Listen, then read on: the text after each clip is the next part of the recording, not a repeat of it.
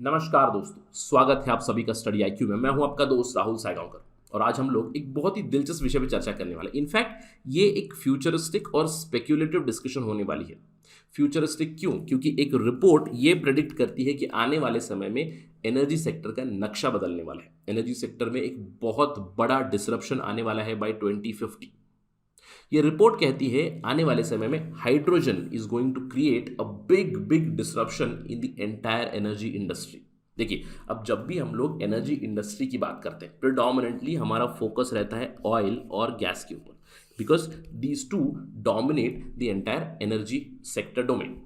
और अगर हम लोग ऑयल की बात करें, ऑयल प्राइसेस के बारे में हम लोग सब जानते हैं कितने वोलाटाइल है ऑयल प्राइसेस, और मोर और लेस गैस के प्राइसेस भी ऑयल के प्राइसेस के साथ ही फ्लक्चुएट होते हैं। लेकिन आने वाले समय में 2050 तक ये चीज़ बदल सकती है, क्योंकि एक ऑल्टरनेटिव फ्यूल हाइड्रोजन, जिसका कॉस्ट डाउन होने वाला है according to this particular report by 95% by 2050, यानी कि 2050 तक हम लोग एक बहुत बड़ा डिसरप्शन देखने वाले हैं इन द एनर्जी सेक्टर। अब ये क्यों होगा, इसकी प्रोबेबिलिटी ज़्यादा क्यों है? देखिए, कॉमन सेंस हमें बताता है कि फॉसिल फ्यूल यूज़ की वजह से क्या प्रॉब्लम्स हो रही हैं। सबसे बड़ी प्रॉब्लम ग्लोबल वार्मिंग की, क्लाइमेट चेंज की, जिससे लड़ने के लिए पूरे देश साथ में आ चुके हैं।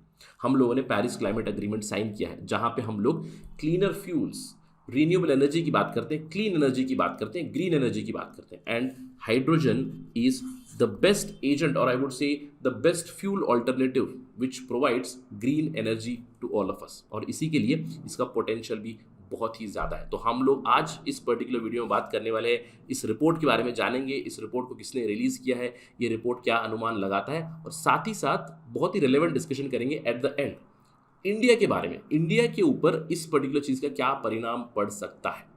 सो let's begin our discussion. To get to know all these things, stay with me. और अगर आप तैयारी कर रहे हैं यूपीएससी सिविल सर्विसेज की या फिर स्टेट पीएससी की और any other competitive exam, do visit the details are given here, जहाँ पे आपको सारी जानकारी मिलेगी हमारे बारे में एंड ऑल द प्रोग्राम्स।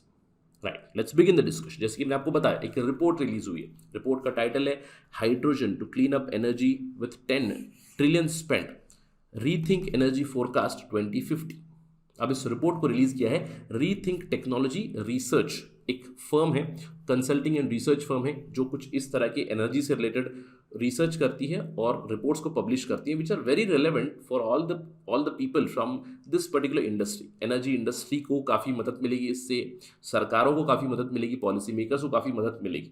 अब इन्होंने इस रिपोर्ट को बनाया है by assessing the data and understanding the trends from 21 countries across 14 industries, यानी कि 14 इंडस्ट्रीज, जैसे कि ट्रांसपोर्ट हो गई, आपकी एविएशन हो गई, आपकी फ्यूल इंडस्ट्री, इन सारी सेक्टर्स को, इन इंडस्ट्रीज को स्टडी करके इनकी जो डिमांड होती है उसको फोरकास्ट करके 21 कंट्रीज का डेटा इन्होंने लिया है, और ये अनुमान लगाते हैं कि आने वाले समय में हाइड्रोजन एक बहुत बड़ा डिसरप्शन लाने वाला है इन द एंटायर एनर्जी सेक्टर। अब ये क्यों होने वाला है? क्योंकि ये अनुमान लगाते हैं कि 2050 तक हाइड्रोजन के सेक्टर में $10 ट्रिलियन की इन्वेस्टमेंट आएगी, विच इज 744 लाख करोड़। इतनी इन्वेस्टमेंट होगी जिसकी वजह से हाइड्रोजन का फ्यूल काफ़ी मात्रा में गिरेगा, 95% by 2050, which will bring a big big disruption.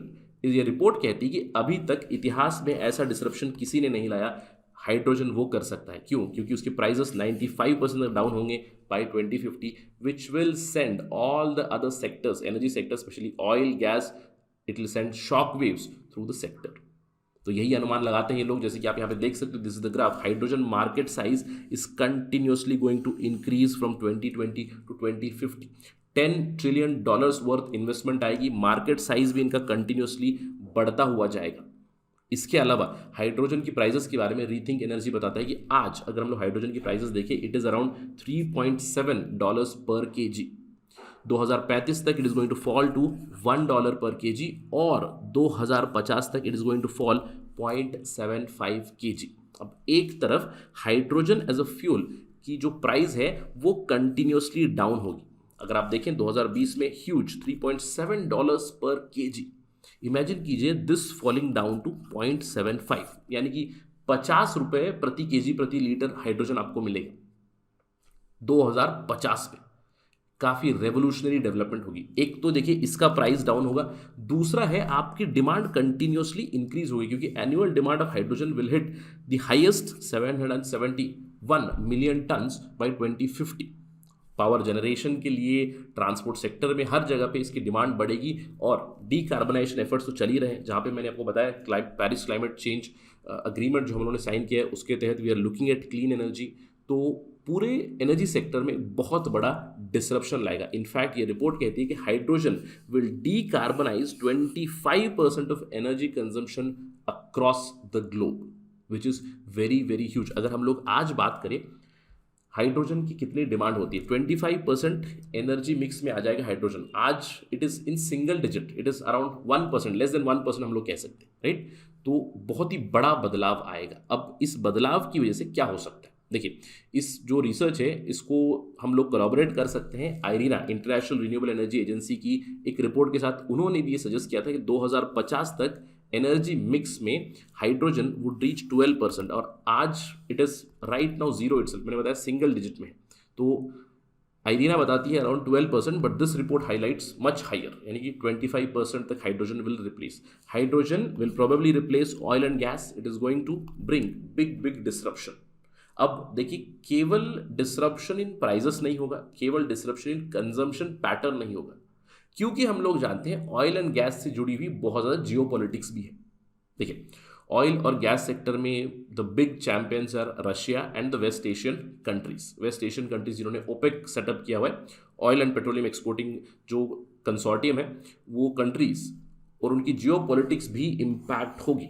Clean commodities का ट्रेडिंग बहुत हद तक बढ़ेगा, और इसके अलावा hydrogen sector is going to provide a fillip to the heavy transport sector. Hydrogen heavy transport में काफ़ी ज़्यादा इस्तेमाल होगा, और ये जो रिपोर्ट है और ये जो फोरकास्ट है, ये काफ़ी मदद करेगी ऑर्गेनाइजेशंस की, डेवलपर्स की, पॉलिसी मेकर्स की। Even in India we need to look at this particular report, और हाइड्रोजन टेक्नोलॉजी में हमें और भी ज़्यादा इन्वेस्ट करना पड़ेगा, क्योंकि we all know the potential of hydrogen fuel cells, hydrogen as a fuel, although काफ़ी डेंजरस भी हो सकता है। देखिए, हाइड्रोजन इज हाईली इन्फ्लेमेबल, लेकिन अगर हम लोग रिसर्च करें, अच्छे से इस एनर्जी को इस्तेमाल कर सकें, तो ये फ्यूल इतना ज़्यादा प्रोडक्शन हो सकता है। क्यों? सिंपल चीज़ है, just look at H2O। H2O मतलब क्या है? पानी। कितना पानी हमारे पास अवेलेबल है? अगर हम लोग ओशंस की बात करें, वहाँ पे कितना ज़्यादा पानी अवेलेबल है, ऑल्दो सेलाइन वाटर है, लेकिन अगर हम लोग उसमें से हाइड्रोजन को स्प्लिट कर सकते हैं, ब्रेक कर सकते हैं, तो इमेजिन कीजिएगा कि हमारे पास कितना फ्यूल रहेगा। अगर हम लोग इसको सेफली इस्तेमाल कर पाएंगे, then it is going to solve all our problems. और अगर हम लोग इंडिया की बात करें स्पेसिफिकली, अभी फिलहाल देखिए इंडिया कितना हाइड्रोजन कंज्यूम करता है। Around 6 million ton hydrogen India consume करता है, लेकिन ये हाइड्रोजन मेनली इस्तेमाल होता है केमिकल्स की प्रोडक्शन में, इन फर्टिलाइजर्स, इन रिफाइनरीज, मेनली अमोनिया और मिथेनॉल, राइट। अब अकॉर्डिंग टू द फोरकास्ट ये 6 मिलियन टन जो है 28 मिलियन टन होगा बाय 2050। और अगर आप सोच रहे हैं कि 2050 में मैं प्रोबेबली हाइड्रोजन फ्यूल फिल करके अपनी गाड़ी चला सकता हूँ, तो you might be wrong to a large extent, क्योंकि हम लोग इलेक्ट्रॉनिक व्हीकल्स की तरफ मूव हो रहे हैं। Probably you might be running hydrogen fuel cell based battery, but as a fuel हम लोग ट्रांसपोर्ट सेक्टर में उतना ज़्यादा एक्सटेंसिव रिसर्च नहीं कर रहे हैं। बट नॉनदलेस 2050 तक काफ़ी ज़्यादा डिमांड इंक्रीज होगी इंडिया में भी for this chemicals, for power sector, mainly power sector में एनर्जी प्रोडक्शन के लिए। साथ ही साथ हैवी ट्रांसपोर्ट में बहुत हद तक इंडिया में हम लोग हाइड्रोजन इस्तेमाल करेंगे in future. So let us wait and watch for these developments. Keep your eyes and ears open. अगर कोई खबर आएगी, कुछ आएगी, तो we'll have a discussion again, because this is a very very interesting forecast. So we'll talk about this again and again whenever some new development comes up in India. That is it right now from my side. Thank you for watching this video. Jai Hind.